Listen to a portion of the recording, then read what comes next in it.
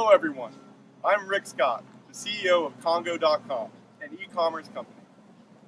From our website, we offer a large range of products from our own inventory, as well as from around the world, and from companies right here in Seattle, Washington. I have a brief opening statement, then I will take your questions. I would like to address the recent release of private information made available to the general public. As I mentioned in my introduction, our company works with many other companies, offering the opportunity to reach the entire world with our products.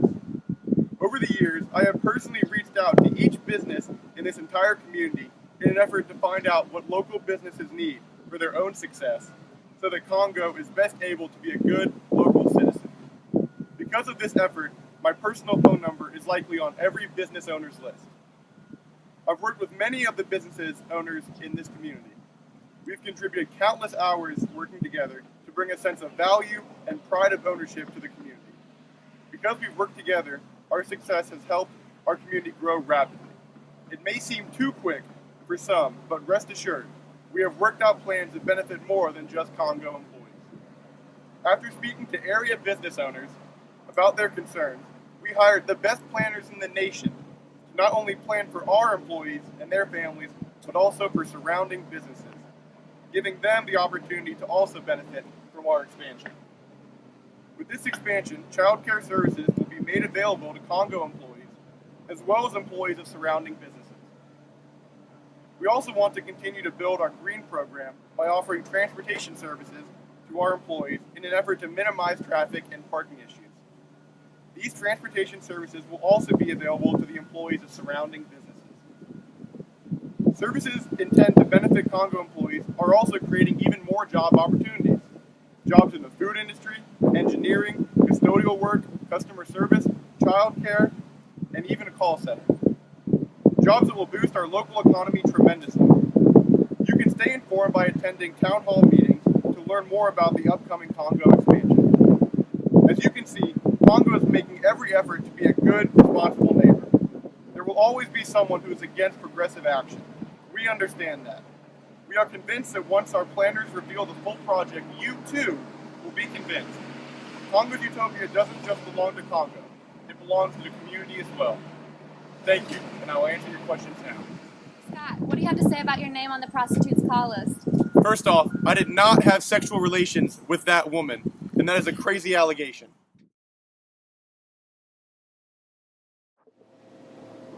Hi, how do you feel about Seattle's expansion, Congo's expansion in Seattle downtown area?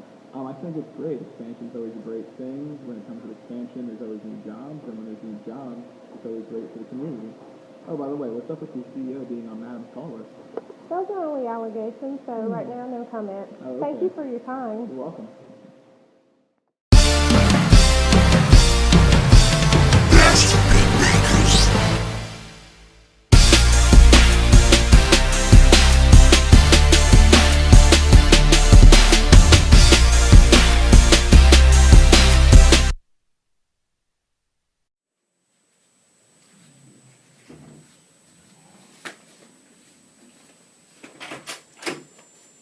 Sorry I'm late. Finishing up the last few little touches. Okay, well, thank you everyone for coming to this important meeting. Let's see where we're at this point. I emailed Mr. Scott, our CEO, to convince him that saying no comment was not an appropriate way to handle this situation. He probably thought that since he wasn't guilty it didn't matter, but it's very important that we confront this issue. I told him that we would write a statement for him to read that would address the issue of his name being on the Madam's call list.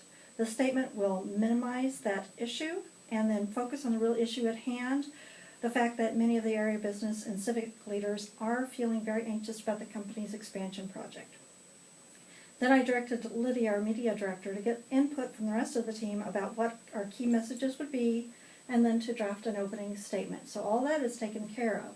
So Lydia, as our media director, could you tell us where you are at this point? I just finished developing the key points and writing the opening statement. I'm going to brief Scott in the next 30 minutes for our press conference in the near future. I've got my media relations team scanning all social media and looking for and putting out all potential rumors. Press releases are about to go out. my team is prepared to constantly update social media with progress of our expansion and Scott's alleged involvement. And a hotline is set up for the media to call with questions that they have. That way our phone lines are not getting flooded. Okay, thank you very much. Ashley, can you tell us where you are with the internal relations? Of course. Okay. So I've prepared a phone list to make sure it was easily accessible, and it includes all the managers and supervisors so that it's easier to get a hold of each of them if they're needed. And then I've confirmed that that our CEO, Rick Scott, would have release authority within our organization.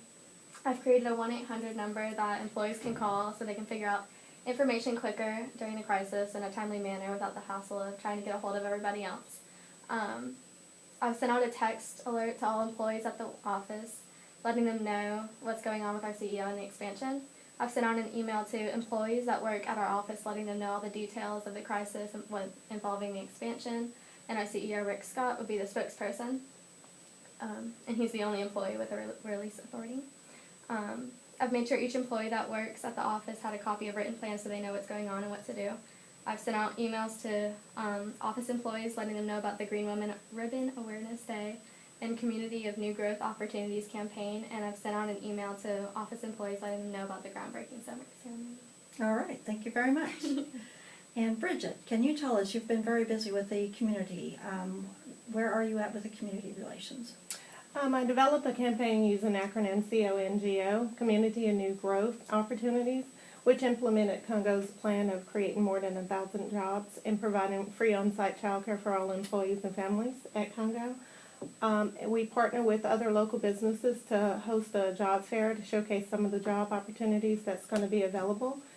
Created flyers, employee newsletters, event press releases, and held a Green Ribbon Awareness Day in the community and workplace to promote environmental protection. We also distributed ribbons to some of our sponsor sites as well as Congo. We invited the community, consumers, investors, and shareholders to our groundbreaking ceremony. Partnered with 8 sponsor sites to give away free literature books and school supplies. We created a website that focused on the new expansion and growth opportunities here with Congo. And we also sent out letters to investors and shareholders to inform them of Congo's reason to continue with the expansion project, and hosted an investor and stakeholder dinner gala. All right, it sounds like we're right on track with everything. Thank you, everyone. Well, thank you.